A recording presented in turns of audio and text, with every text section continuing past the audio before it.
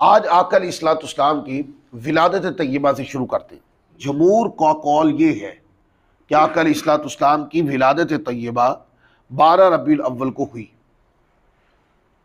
और नबी करीम सल्लल्लाहु अलैहि वसल्लम की विलादत हज़रत ईसा अलैहिस्सलाम के 571 साल गुजर गए थे मलकुती परवाज़ को कि जब आका अलैहिस्सलाम की विलादत तय्यबा हुई। और हुजूर अलैहिस्सलाम की विलादत तय्यबा का होना किसी मोजज़े से कम नहीं था, क्योंकि ये जो खित्ता था, इस खित्ते के ऊपर हज़ारों साल से कोई नबी नहीं आए थे इस नस्ब से, जिस नस्ब से आका अलैहिस्सलाम ने तशरीफ़ लाना था। हज़रत इब्राहीम अलैहिस्सलाम की ज़ात अक़दस से ना नस्ब दो हो जाते हैं।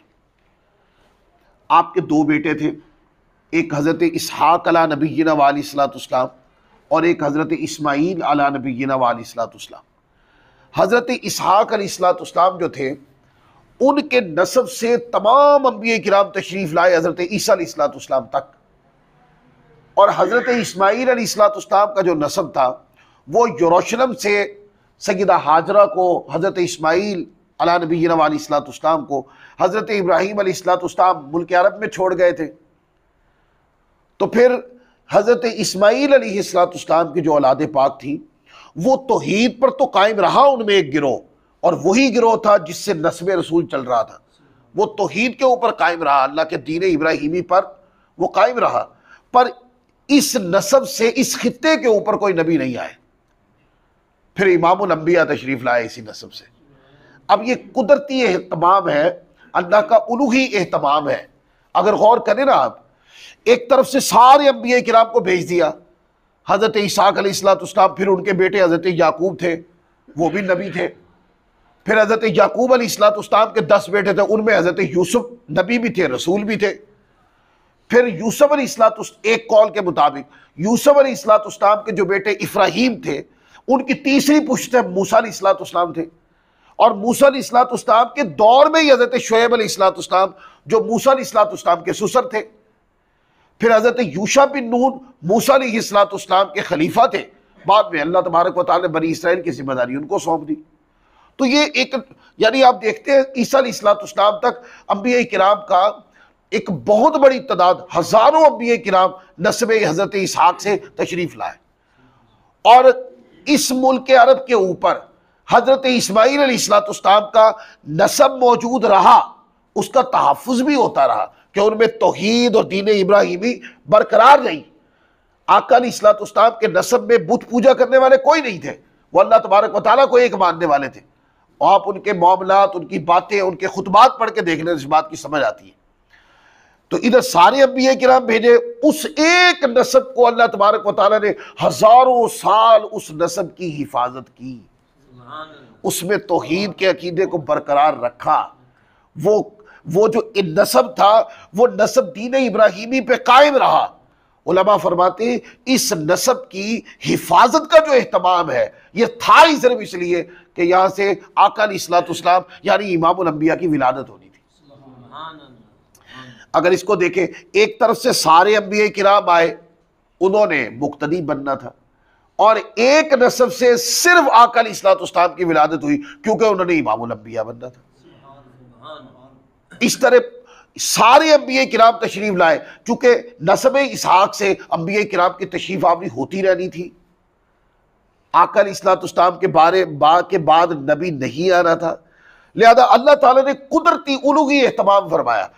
जिस नस्ब से नबी आते रहने थे, सारे अंबिया किराम उधर से भेज दिए, और जिनके ऊपर नबूवत का दरवाजा बंद कर देना था, उस नस्ब से सिवाय आका अलैहिस्सलाम के नबी खातमुन नबिय्यीन के किसी और को नहीं भेजा। और आका अलैहिस्सलाम की जब विलादत तय्यबा होती है, तो आप देखते हैं कि एक बशरी तकाजा है कि जब बच्चे की विलादत होती है तो माँ के पेट से बच्चा बरामद भी होता है और उसके साथ कुछ आलाइशें बरामद भी होती है। ये एक बशरी तकाजा है, लेकिन आका अलैहिस्सलाम की विलादत तय्यबा इससे पाक थी।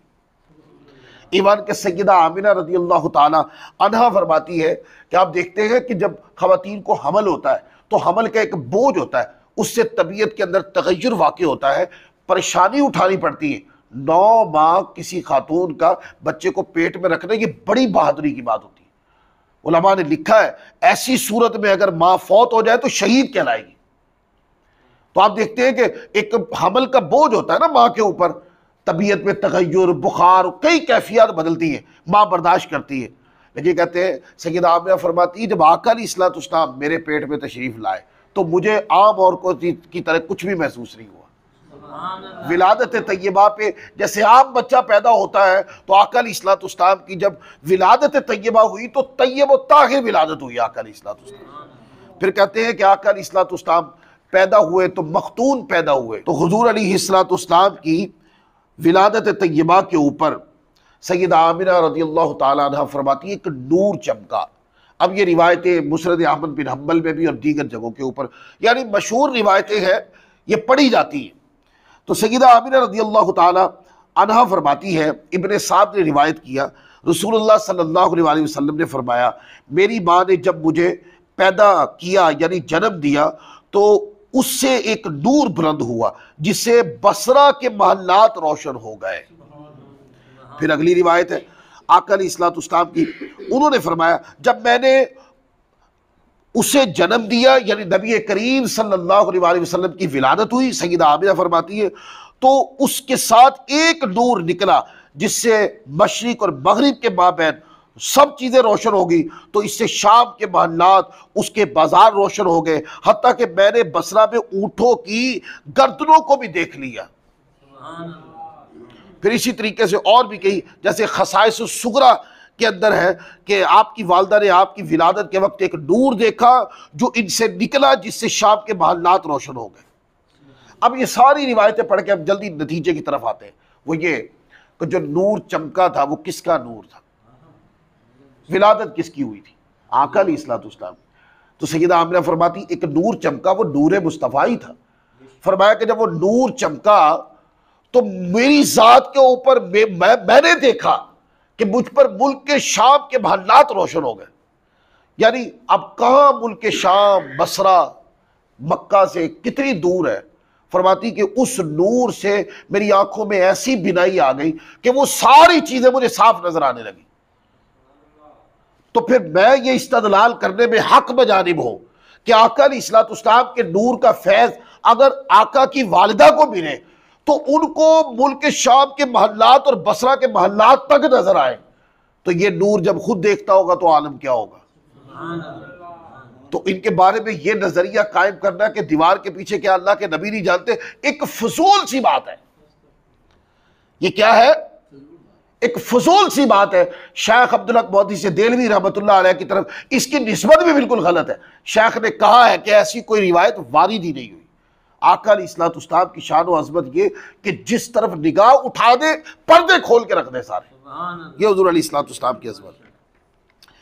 फिर इसी तरीके से आका अलैहिस्सलाम की विलादत तैयबा के ऊपर एक रिवायत पढ़ी जाती है कि जब हुजूर की विलादत हुई तो सैयदा आमिना फरमाती मैंने 3 झंडे देखे।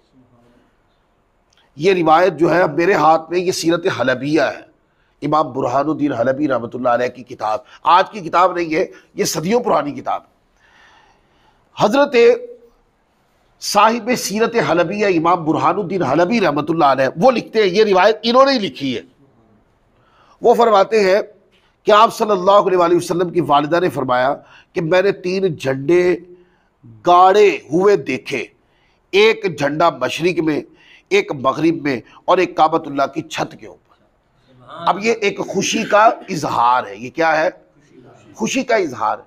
आज भी अगर कोई बंदा विलादत मुस्तफ़ा के ऊपर खुशी का इजहार करते हुए अपने घर में परचम लगाए या इसको निशानी बनाकर किसी मजलिस में शामिल हो जाए, किसी जुलूस में शामिल हो जाए, तो ये एक खुशी की अलामत है। इसके ऊपर लोगों को इतराज़ात नहीं करने चाहिए। बाज़ मरतबा ऐसी चीज़ों को मौज़ूए एतराज़ बना लिया जाता है कि जो समझ में आने वाली नहीं होती। हालांकि अपने बेटे की, बच्चों की शादी हो तो उससे बढ़कर धूम तड़ाक किया जाता है। और आका अलैहिस्सलाम की विलादत पर अगर कोई खुशी का एहतमाम, लोग उसके ऊपर एतराज़ करते हैं, लोग उसके ऊपर सवाल उठाते हैं। मैं समझता हूँ कि ये ईमान और तबीयत में दीन की कमज़ोरी की अलामत है। फिर जब आका अलैहिस्सलाम की विलादत तैयबा हुई तो कहते हैं कि एक यहूदी था, उसने आका अलैहिस्सलाम की विलादत की निशानदही की। अब यहूदियों की कहानी यह है कि यहूदियों की नस्ब से सैकड़ों सालों से अंबिया तशरीफ ला रहे थे। अब उनकी तमन्ना यह थी कि नबी आखिरुज़्ज़मा भी हमारे ही नस्ब से आए। अब कोई यहूदी अल्लाह ताला पे पाबंदी तो नहीं ना लगा सकते, ये तो अल्लाह की मंशा है। तो हजारों अंबिया किराम एक नस्ब से आए, तो यहूदी समझते थे कि नबी आखिरुज़्ज़मा वो भी बनी इसराइल से ही आए, लेकिन आका अलैहिस्सलाम बनी इस्माइल से आ गए। इस हसद की बुनियाद पर यहूदी आका अलैहिस्सलाम का कलिमा नहीं पढ़ते। अब इसके ऊपर कुरान मजीद की आयतें उठाते रहे। हक उनके ऊपर बड़ा ही वाज़ेह था, वो विलादत तय्यबा से भी हक बयान करते रहे, उनकी किताबों में भी हक था। और जब आका अलैहिस्सलाम तशरीफ ले आए तो वो चीजें जो उनकी किताबों में लिखी थी वो उन्होंने तस्वीर की सूरत में, सरापा की सूरत में भी देख ली, लेकिन फिर भी उन्होंने इनकार किया। उसकी बुनियादी वजह मैंने आपके सामने बयान कर दी।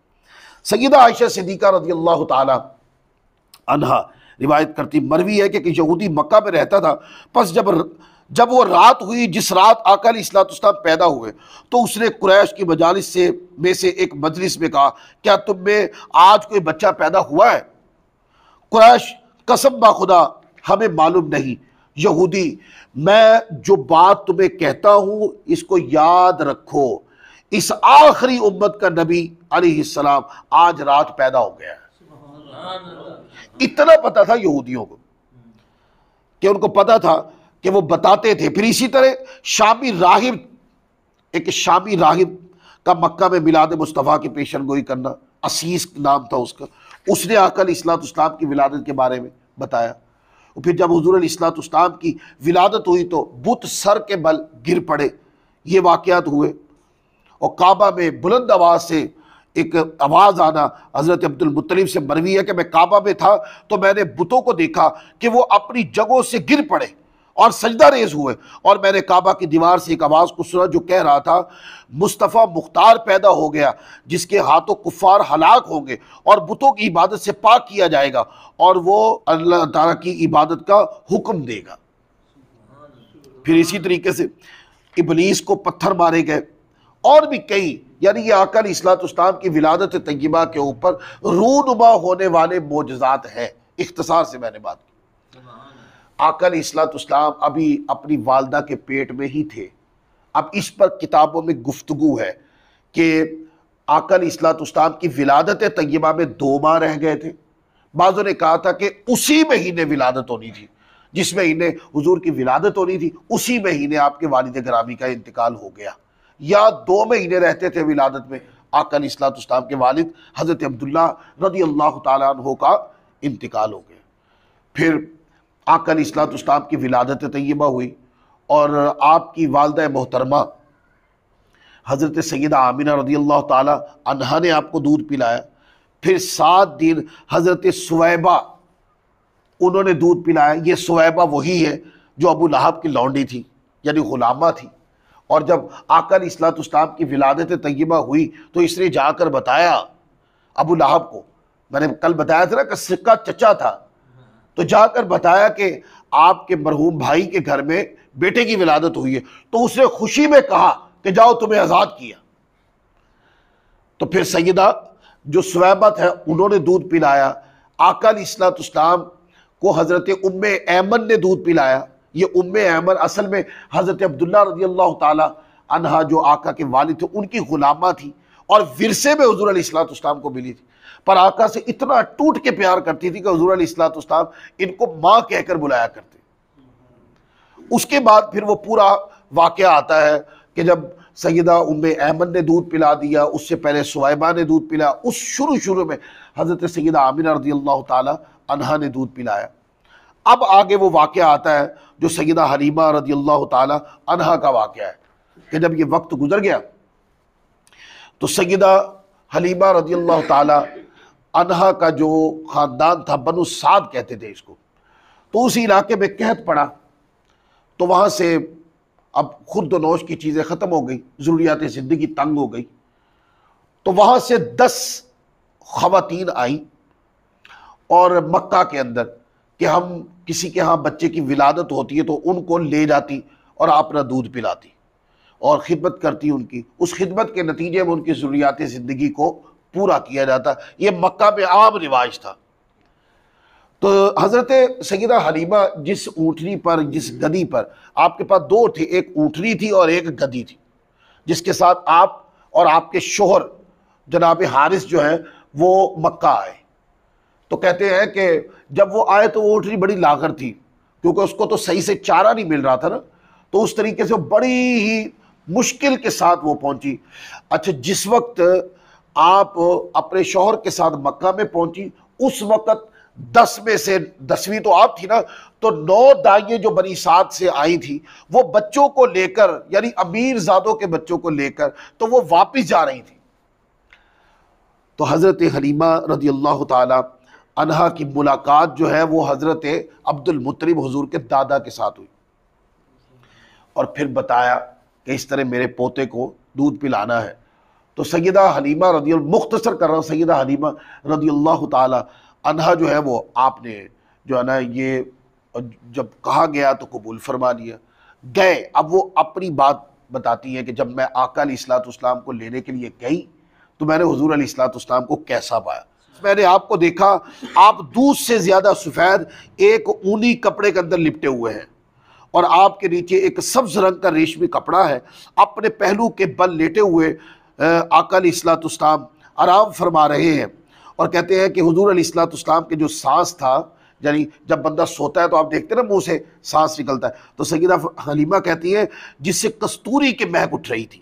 तो मैंने आपको नींद से आपके हुस्न जमाल की वजह से बेदार न कर सकी, तो मैंने अपना हाथ आपके सीने पर रखा, तो आपने हंसते हुए तबस्सुम किया और अपनी आंखों को मेरी तरफ खोला, तो आपकी आंखों से एक नूर निकला हत्ता कि आसमान में दाखिल हो गया, और मैं देख रही थी। तो मैंने आपकी दोनों आंखों के दरमियान बोसा दिया और मैंने आपको उठा लिया। अल्लाह तबारक व तआला अज़्ज़ व जल ने ये मुकर्रर कर दिया था। अब कहते हैं कि आका अलैहिस्सलाम को जब सैयदा हलीमा कहती मैंने आका अलैहिस्सलाम को उठाया और दूध पिलाया, तो पहला इंसाफ कायनात अदल में आका अलैहिस्सलाम ने जब पहला इंसाफ किया, सैयदा हलीमा फरमाती है कि एक बेटा और भी था उनका।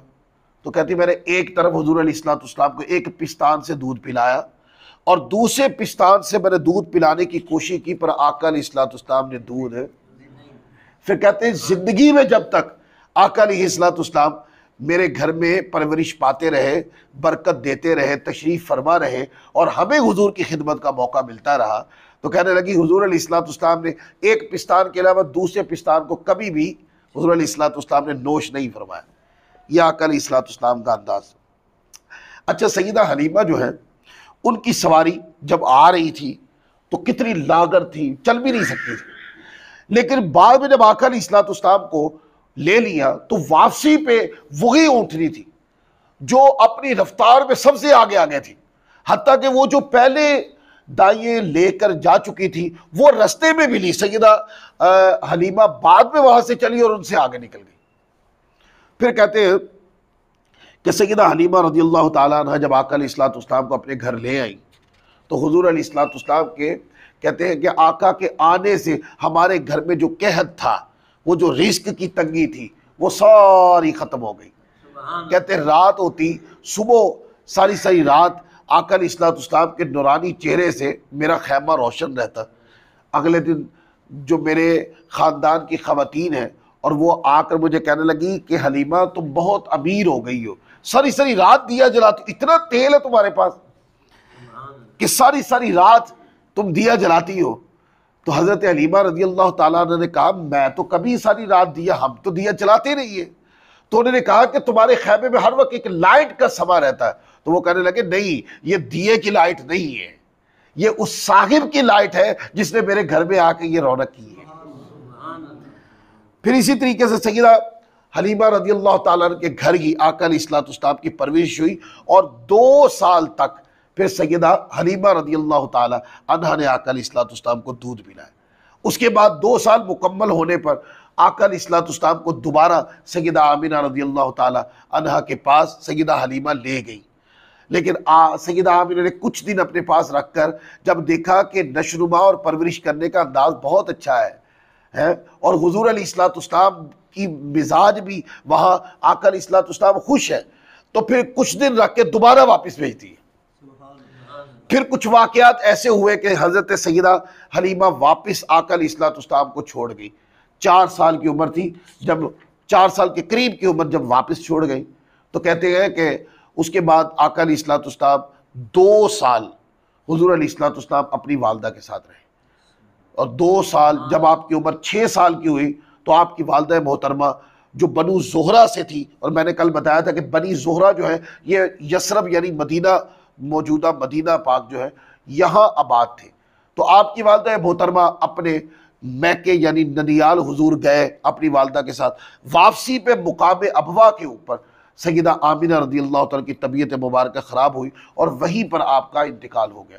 और हज़रत सैयदा उम्मे ऐमन साथ थी, उन्होंने ही आपके लिए कब्र खोदी और उन्होंने ही आपको गुस्ल दिया और उन्होंने ही आपकी तदफीर और जनाजा भी पढ़ा, और फिर आका अलैहिस्सलाम को लेकर वो मक्का आ गई। फिर कहते हैं कि मक्का के अंदर अगले जो 2 साल थे, आपके दादा हज़रत अब्दुल मुत्तलिब जो थे उन्होंने आपकी परवरिश की।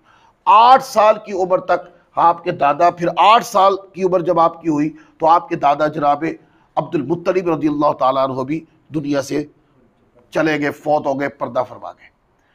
उसके बाद फिर आप जनाब अबी तालिब जो मौला कायनात अली मुर्तज़ा रज़ियल्लाहु ताला के वालिद ग्रामी है जनाब अबी तालिब, फिर आप इनके सोहबत में, फिर आप इनकी आगोश में, फिर आप इनके साथ रहे, फिर आपकी परवरिश आगे इन्हीं के साथ हुई।